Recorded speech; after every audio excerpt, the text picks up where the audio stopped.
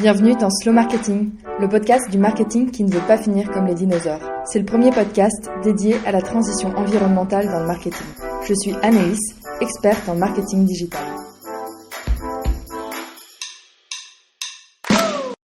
Hello Charlène, c'est un plaisir de te recevoir aujourd'hui sur Slow Marketing. Avant de commencer, comment ça va ?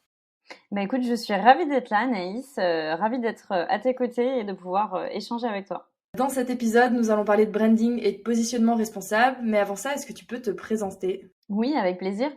Donc moi, je suis Charlène Patras, je suis consultante en marketing responsable et je suis plus particulièrement spécialisée dans la création de marques engagées, à mission, à impact. J'accompagne du coup des entreprises ou des indépendants dans la définition de leur offre de manière la plus responsable possible. Et puis, je suis aussi cofondatrice d'une agence de communication responsable qui s'appelle Section Graphique. Donc, j'ai les deux casquettes marketing et communication parce que j'ai l'intime conviction que ces deux disciplines doivent être le plus alignées possible pour pouvoir créer une marque qui soit cohérente et qui soit sincère. Super intéressant. Tu fais ça depuis combien de temps ? Écoute, ça fait la partie consulting, marketing, ça fait à peu près 2 ans que je l'ai démarré. Et puis l'agence de communication, ça fait une grosse année. Bon, on va rediscuter, mais qu'est-ce qui t'a animé ou amené à en fait ajouter responsable derrière ton métier de marketing et de communication ? En fait, ça faisait des années que dans ma pratique au quotidien du marketing ou de la communication, j'étais assez soucieuse de tout ce qui était valeurs, alors des employeurs chez qui j'étais, du coup, de transmettre ces valeurs-là et d'être salariée d'entreprises qui avaient des valeurs importantes, notamment des valeurs sociales, puisque j'ai travaillé 8 années dans le milieu du handicap. Donc voilà, je travaillais pour des entreprises qui avaient une vraie mission utile pour la société. Et du coup, j'étais très sensible au fait de mettre en place des stratégies marketing et communication qui relaient ces valeurs-là et qui aient une utilité aussi. Donc c'était déjà quelque chose que je faisais dans mon quotidien. Maintenant, j'avais pas forcément mis de mots dessus. Et c'est quand je me suis lancée en tant que consultante que j'ai voulu poser des mots sur la pratique que j'allais utiliser.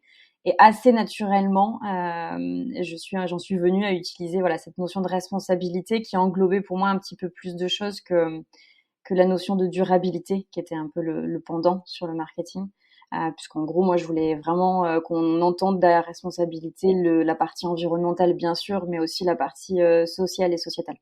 C'est marrant parce que finalement nos parcours se ressemblent un peu. Mon premier client en freelance, c'est une entreprise d'orthopédie, donc d'appareillage, donc aussi dans le handicap, et avec qui j'ai travaillé pendant 2 ans et demi quasiment.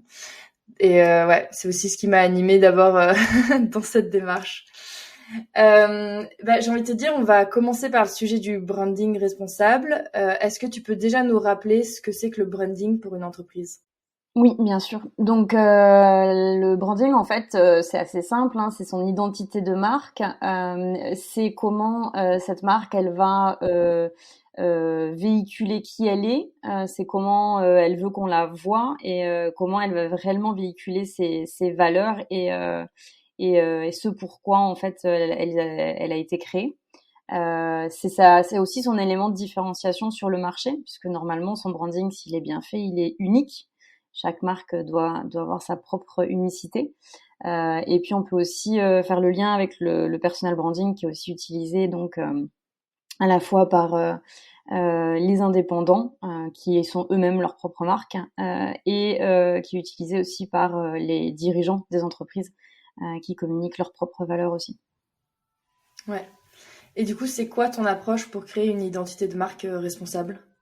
En fait, l'idée, c'est d'être finalement le plus sincère possible dans sa démarche.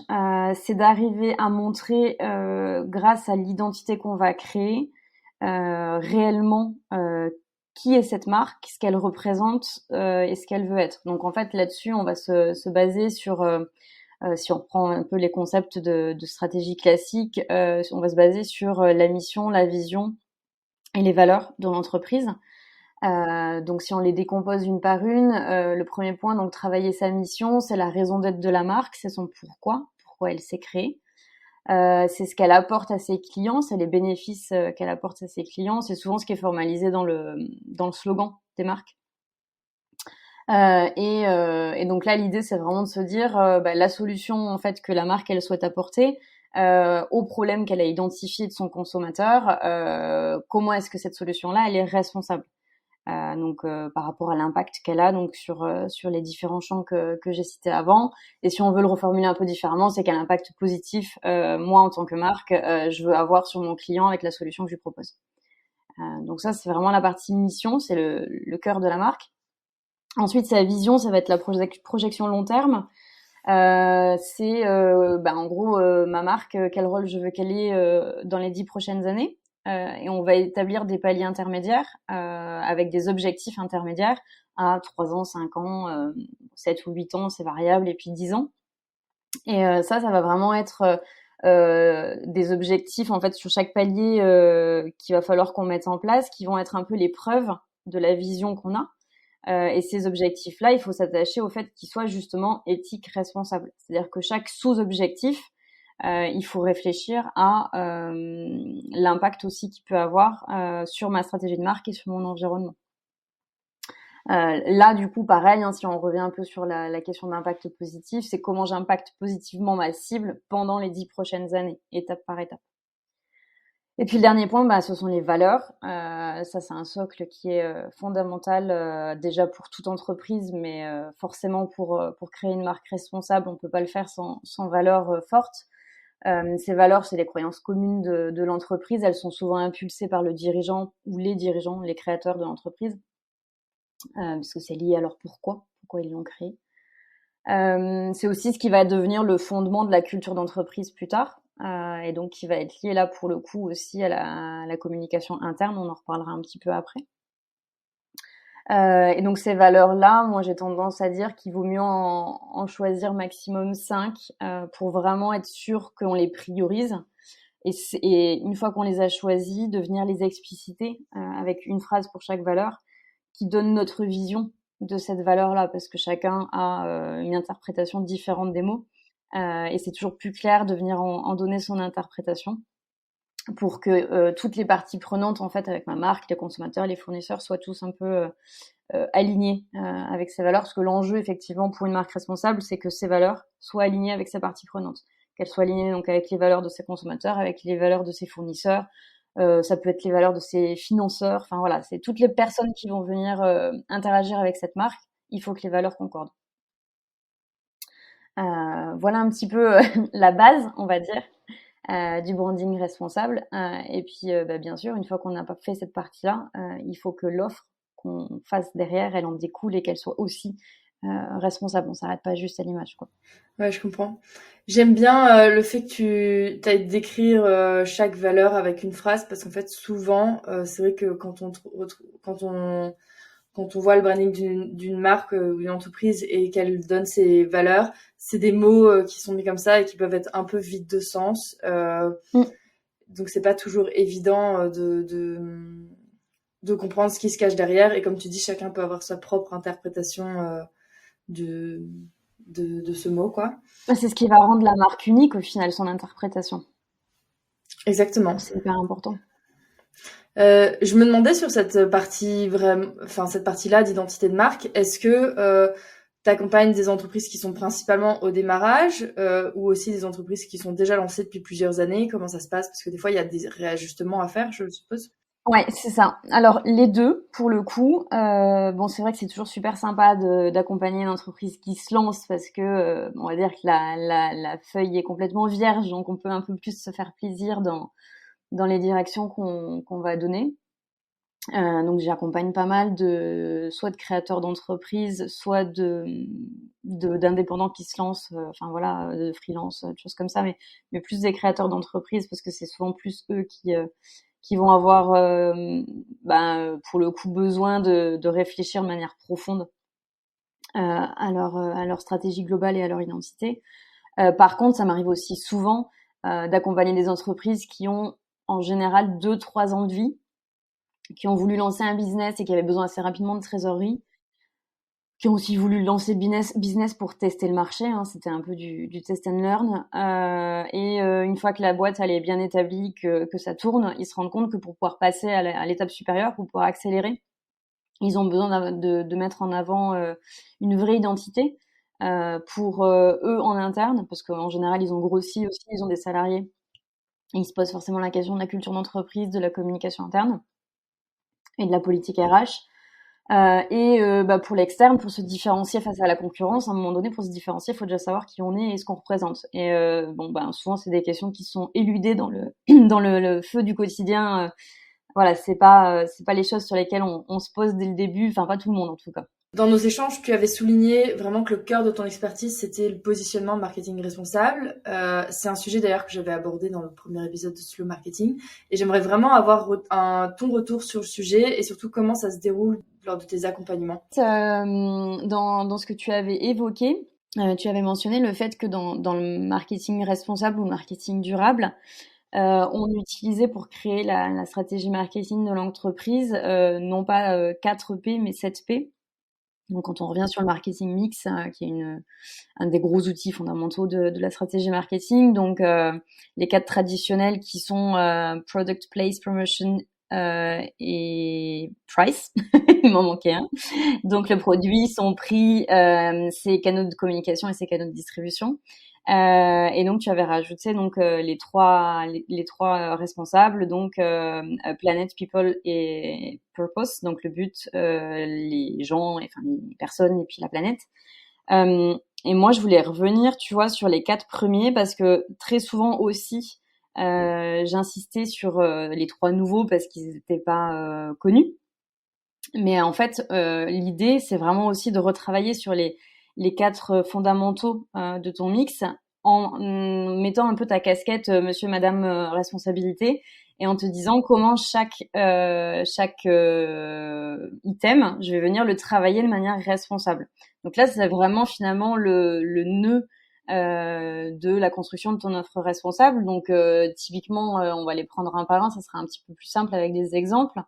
Moi, une fois que j'ai fini toute la phase, donc dans mon accompagnement, toute la phase d'audit diagnostic, audit quand il y a de l'existence sur une marque qui est déjà lancée, et diagnostic, étude de marché, en gros, quand c'est une nouvelle marque, on a beaucoup de data, beaucoup de données, beaucoup d'infos. Et là, l'idée, c'est de se dire, OK, maintenant que je connais mon marché, les concurrents, les cibles, enfin tout ça, comment est-ce que je fais pour me lancer sur ce marché et du coup, comment je me positionne et quelle offre je construis.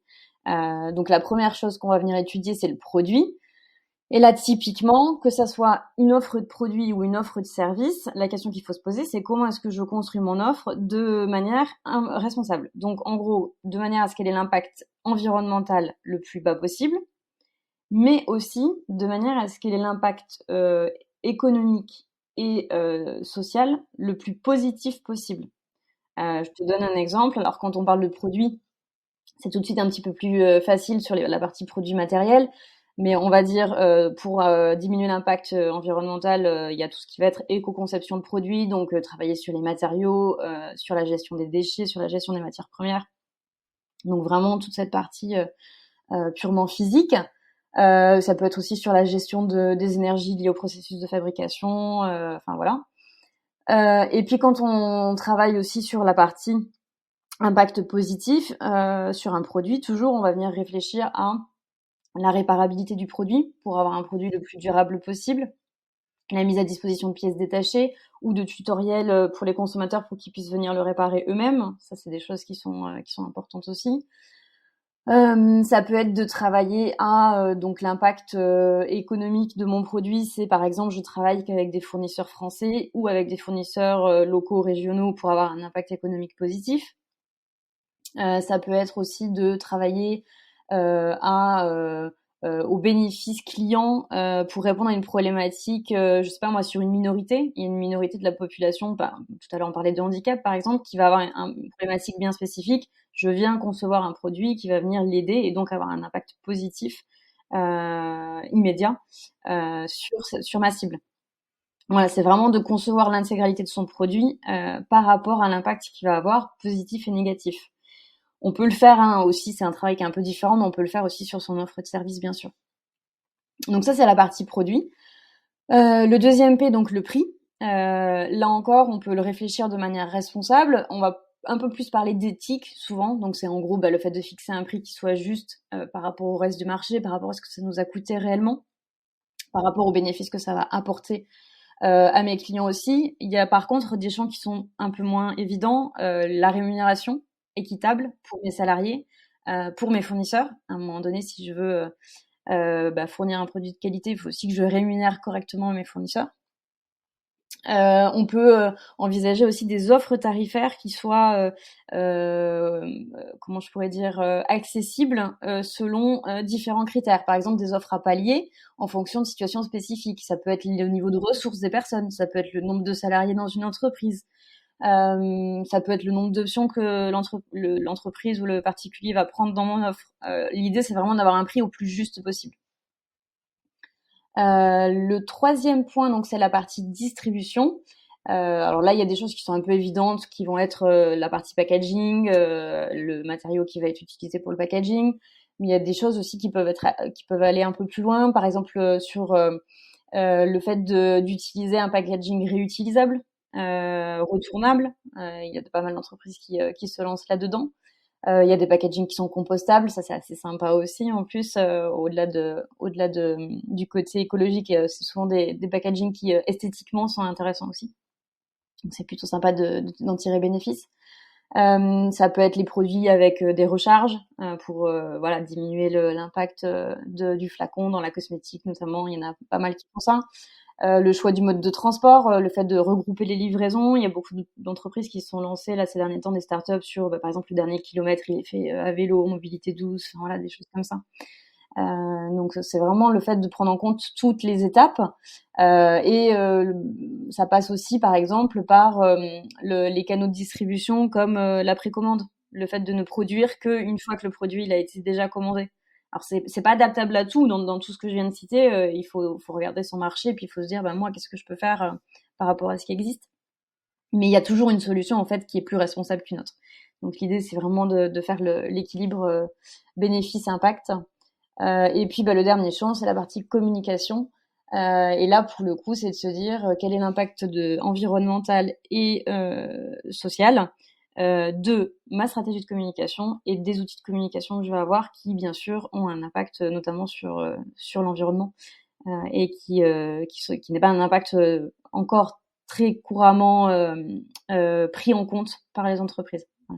Dans les exemples sur la partie prix, j'avais en tête par exemple Canva, donc outil de design en ligne, Oui. qui est gratuit pour les associations. Oui, tout à fait. Par exemple, ça c'est une manière effectivement d'avoir une offre de prix qui permet justement à des associations de pouvoir accéder à tous les outils, toute la gamme pro gratuitement et pouvoir promouvoir du coup leurs activités. En entendant tes exemples, je me demandais, toi tu accompagnes surtout des entreprises qui travaillent sur des produits ou aussi sur des services? Non, les deux. J'aime bien, enfin même plus des services que des produits pour le coup. Moi, j'aime beaucoup travailler sur les services. Tu vois, là typiquement, j'accompagne un organisme de formation.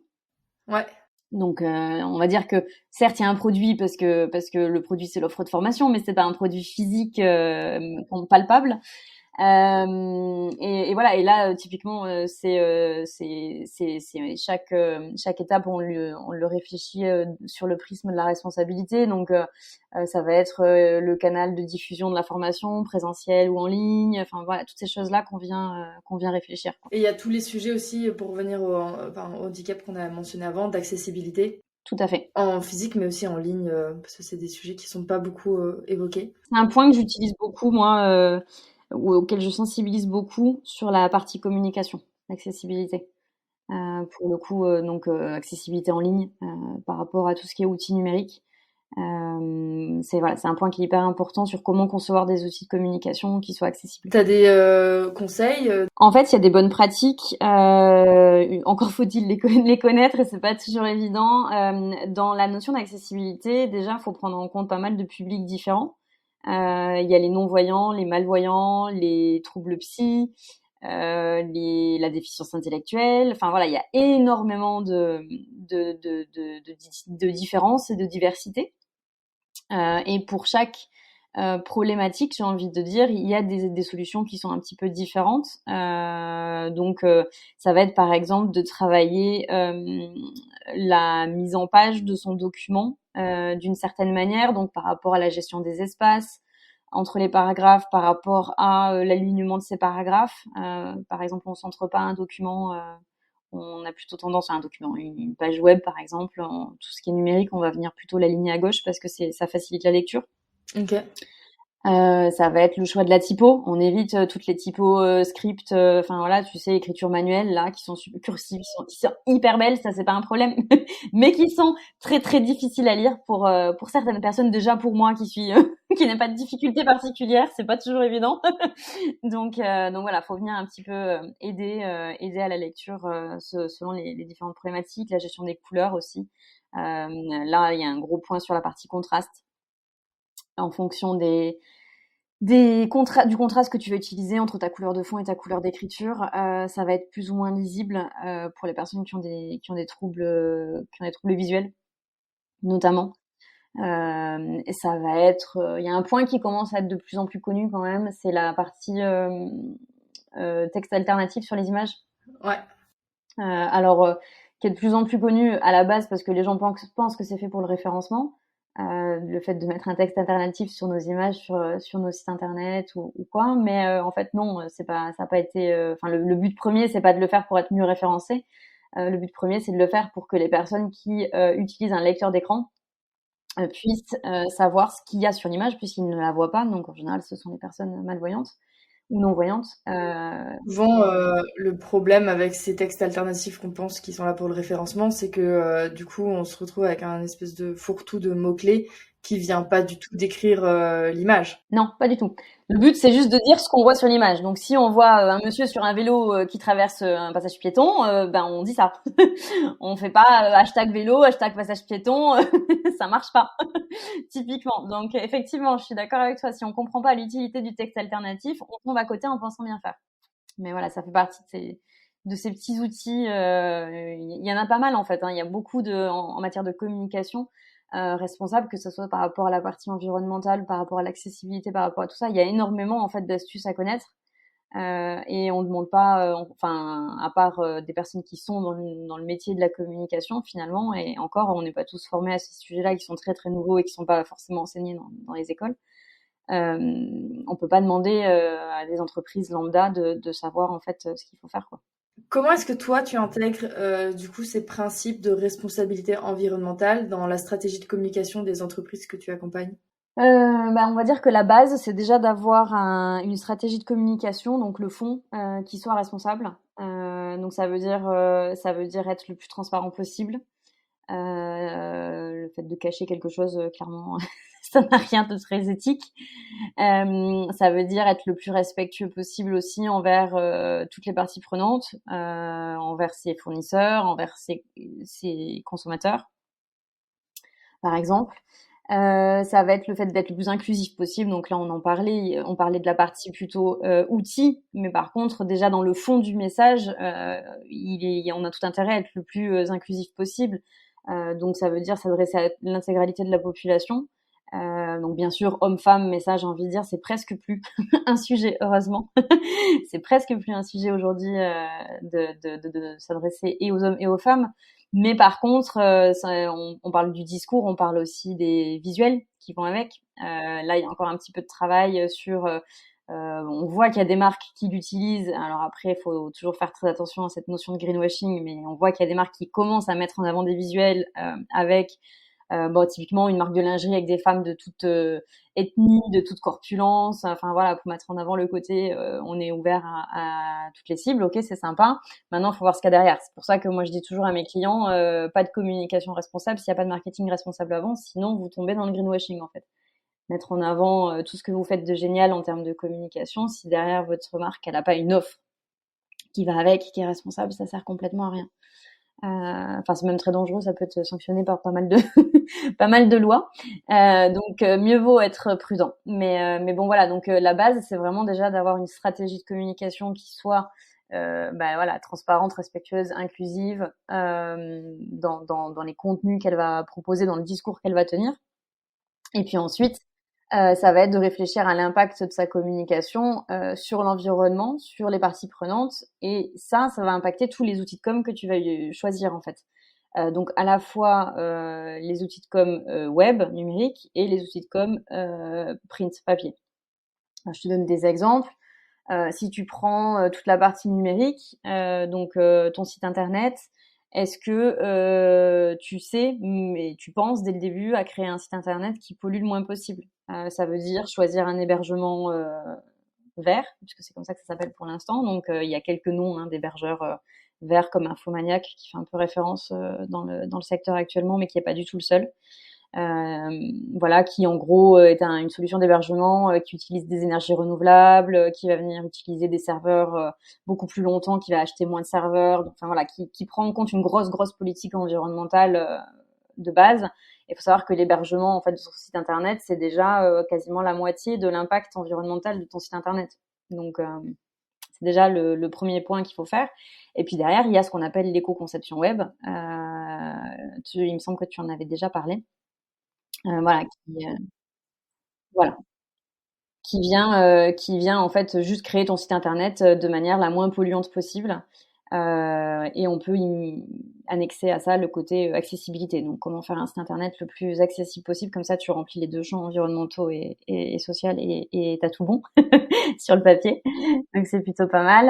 Il y a aussi tout ce qui est, moi je sensibilise beaucoup mes clients à la partie réseaux sociaux.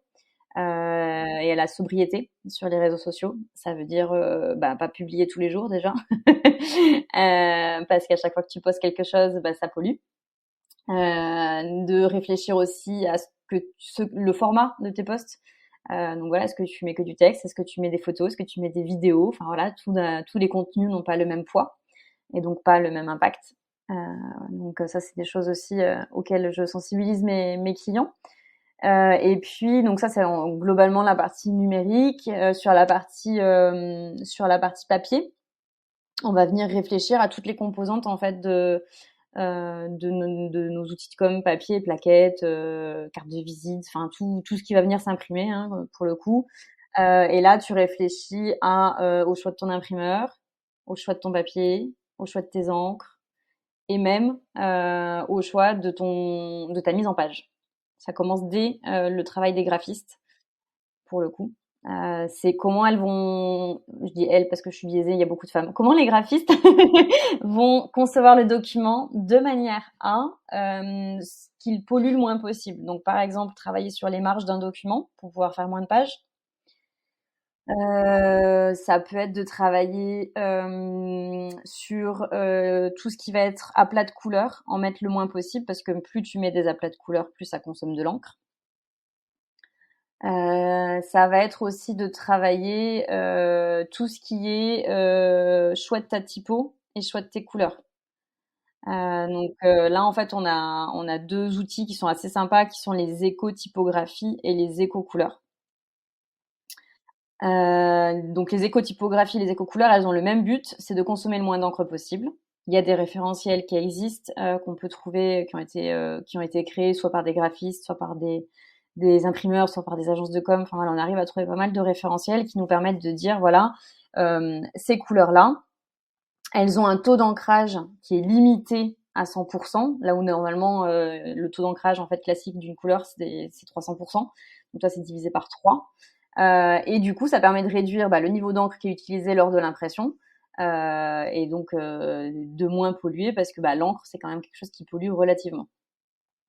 Pareil sur les typographies, tu as des typographies qui sont, quand on le regarde, si on devait les zoomer, tu verrais qu'elles sont un peu ajourées. En fait, elles sont pas complètement pleines au niveau de l'encre.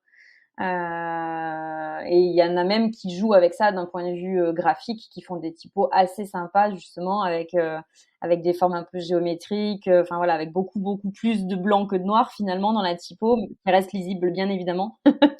Mais voilà, du coup il y a des choses qui sont assez sympas et qui en plus ont un impact environnemental réduit. Donc ça c'est plutôt des bonnes pratiques. Et puis je parlais tout à l'heure du papier. Là, c'est important aussi de penser au papier. On pense quand on n'est pas forcément spécialiste du sujet qu'un papier recyclé c'est une bonne idée. Euh, c'est un premier pas, je dirais, de manière très mesurée, mais c'est pas suffisant. En fait, il faut savoir que pour recycler du papier, on consomme énormément d'eau et énormément d'énergie parce qu'on lave le papier. Et ça, c'est polluant hein, par essence, et puis ça consomme de l'énergie l'eau qui est une ressource vitale et non inépuisable. Ça, on s'en rend compte un petit peu en ce moment. Donc du coup, moi j'ai plutôt tendance à conseiller des papiers qu'on appelle écologiques. C'est pas encore la gamme de papier la plus étendue sur le marché. Il y a pas mal d'initiatives qui sont en train de se créer, mais il y en existe quand même. Ce sont des papiers qui sont fabriqués à base de déchets, de végétaux, enfin des déchets alimentaires et végétaux, fruits et légumes en gros, qui sont plutôt liés à la surproduction agricole. Donc c'est en fait tout ce qui ne peut pas être consommé parce qu'ils sont pas beaux, pas ci, pas ça. Et donc par exemple, tu as des papiers qui sont faits à base de déchets de raisin, de choses comme ça. Et en plus de ça, du coup, ces papiers-là sont assez sympas parce qu'ils ont une petite coloration. C'est pas des papiers tout blancs, bien évidemment, et ce sont des papiers dans lesquels tu vois un petit peu de matière vivante. Les papiers se ressemblent pas, et d'un point de vue créatif, tu peux faire des trucs sympas. Ah, super intéressant. Je connaissais pas du tout ces types de papiers-là. Je savais qu'il y avait un vrai sujet sur le papier et notamment le papier recyclé comme tu l'as mentionné, mais aussi même tous les papiers qui viennent soi-disant qui ont des écolabels, etc. Il y a pas mal de scandales aussi sur en fait c'est pas si responsable que ça. Enfin il y a beaucoup d'opacité C'est ça. sur ce secteur. Non, puis il y a des acteurs qui jouent dessus, enfin clairement qui en ont fait un business. Donc après on est méfiant, on sait pas trop voilà qui est réellement bénéfique et qui en a tiré profit. Et enfin concrètement le papier qui polluera le moins, c'est le papier qui vient du bois le plus proche de chez nous et qui a été fabriqué le plus proche de chez nous. Et du papier fabriqué en France, je peux t'assurer qu'il y en a pas beaucoup. Il y a quelques initiatives, mais il y en a pas beaucoup. Il y a des relocalisations justement de fabricants de papier avec lesquels on travaille, mais il y en a vraiment pas beaucoup. Et est-ce que tu as du coup pour terminer des exemples de marques avec lesquelles tu as travaillé ou pas qui ont adopté une identité de marque responsable réussie? Alors, je vais pas te citer une marque avec laquelle j'ai travaillé, mais je vais te citer une marque qui m'inspire, enfin voilà, que je trouve assez intéressante. Alors moi qui suis maman, je suis très intéressée par tout ce qui est marque liée aux enfants. Là, c'est un intérêt purement personnel, et donc du coup, je connais assez bien l'écosystème, voilà, des marques de jeux, jouets et produits pour enfants. Là, je vais citer la marque qui s'appelle Le Jouet Simple. Donc, il y a une entreprise qui est assez récente, je dirais 2020 ou 2021, enfin voilà, qui fait partie des dernières années là. C'est une marque de jouets, donc, comme son nom l'indique, qui a un superbe alignement entre son identité, qui est en gros sa marque de fabrique, le fait d'être simple, donc ça tu le trouves dans son nom, entre donc son identité, son branding, son offre, qui a créé une offre dépouillée du superflu, et sa communication qui est hyper sobre. Clairement, ils communiquent pas tous les jours. Tu peux aller regarder. Moi, je les ai sur LinkedIn et puis j'ai déjà un peu discuté avec les dirigeants.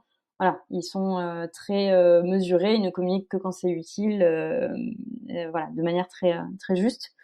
Et en fait, ils fabriquent donc leur positionnement, c'est de repenser la fabrication de jouets en intégrant ça dans l'économie circulaire. Donc ils font de l'éco-conception en France. C'est des jouets qui sont fabriqués en plastique recyclé à 100%.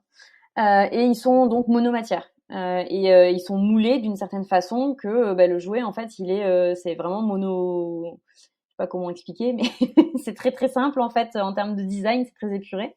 Ça fonctionne très bien, du coup, aussi avec les enfants, parce qu'il faut pas oublier que ça a une utilité vis-à-vis des enfants et que souvent, ce qui est simple fonctionne très bien avec les enfants. Ils sont donc durables dans leur conception. T'as pas d'électronique non plus. Enfin voilà, c'est des choses qui sont. On revient au basique en fait. C'est des jouets d'éveil hein, essentiellement.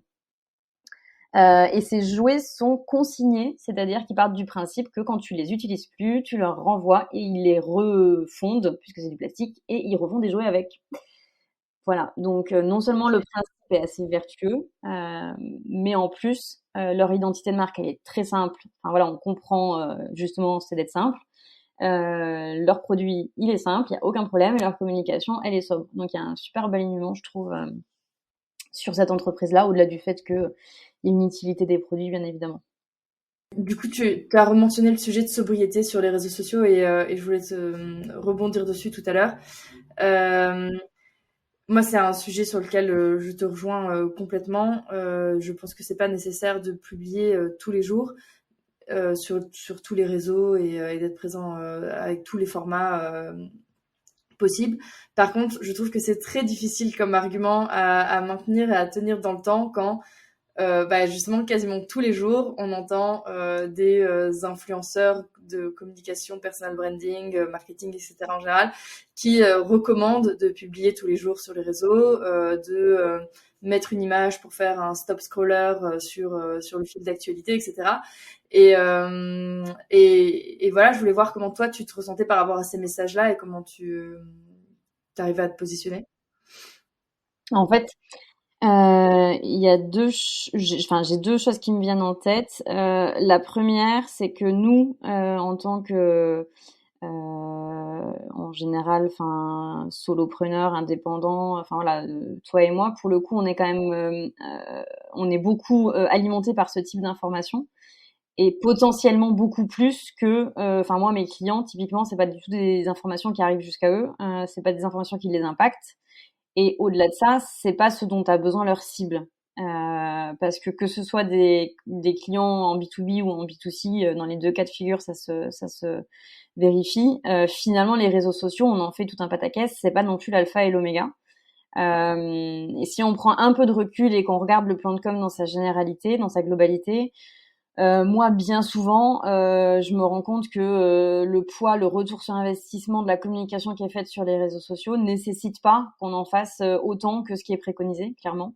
Tu vois, sur des marques qui sont produits de grande consommation, alors oui, ok, un réseau comme Instagram peut avoir son importance, mais un bon reportage dans les médias bien classiques, ça marche vachement bien aussi. Tu vois, un reportage télé, radio, tout ce que tu veux. Et ça a une retombée beaucoup plus large en termes d'influence. Alors je dis pas qu'il faut faire que ça, mais l'idée c'est de mixer ces outils et que finalement quand on prend un peu de recul dans son plan global, pour une entreprise en tout cas, on se rend compte que voilà, il faut peut-être un peu minimiser et déstresser un peu sur cette notion de réseaux sociaux parce que on est vite pris par oui il faut absolument que je fasse et puis en fait quand on mesure un peu le retour sur investissement pas forcément. Ça, c'est le premier point. Et le deuxième, c'est que il faut pas non plus être rigide. Tout est question d'équilibre. Et moi, ce que je dis à mes clients, c'est faut voir en gros le total en bas de page.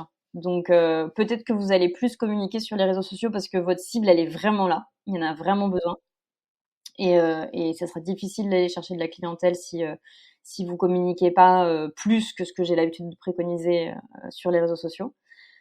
Par contre, à côté, faites en sorte d'être les plus vertueux possibles, les plus respectueux possibles sur les autres champs. Ayez une politique de déplacement irréprochable. Euh, parce que bon, on parle de marketing et de communication, mais c'est intimement lié avec la politique RSE de l'entreprise et il faut prendre en compte tous ces gens-là. Hein. Donc effectivement, la politique RH, la politique déplacement, la logistique, enfin tous les gens sont impactés. Donc en gros, au poids total de votre entreprise, finalement, peut-être que oui, vous allez communiquer 3 fois par semaine sur les réseaux sociaux. Ok, d'accord.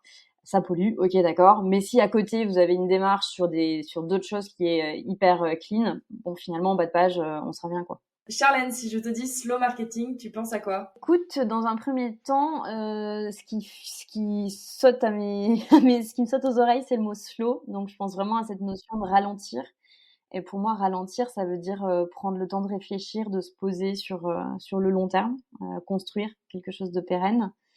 Et c'est aussi du coup cette notion d'être en veille permanente des évolutions de notre marché pour rester toujours dans cette notion d'utilité, de réelle utilité, je dirais, et d'être en phase avec les besoins réels de sa cible, de pas déconnecter en fait. Selon toi, qui est-ce que je devrais inviter sur ce podcast ? Écoute, je vais pas te citer de noms de personnes, mais par contre, j'aimerais bien voir des jeunes créateurs, tu vois, de marques engagées venir. Donc là, c'est plus des marques que je vais te citer que le nom de leur fondateur.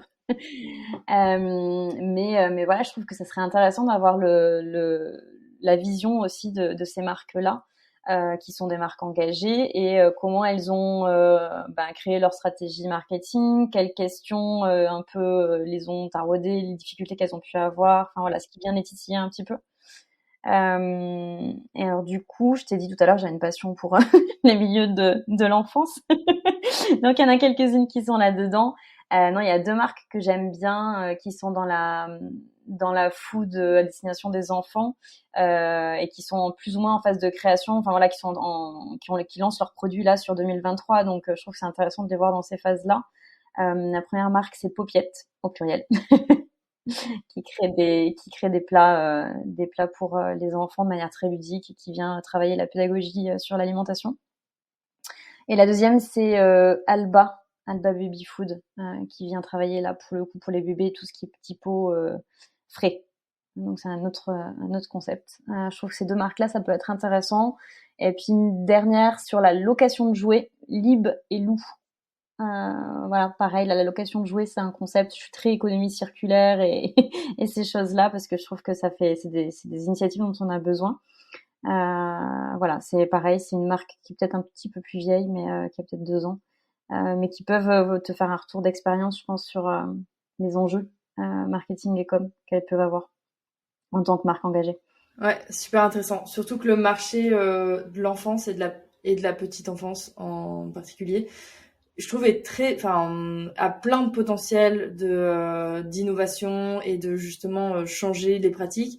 Mais en même temps, c'est tellement difficile parce que c'est des sujets tellement avec beaucoup d'émotionnel, hyper sensible d'aller toucher un secteur comme ça où on se dit acheter un jouet de seconde main, non, je vais acheter quelque chose de neuf. Enfin, s'il y a beaucoup d'idées reçues, etc. Donc c'est pas évident.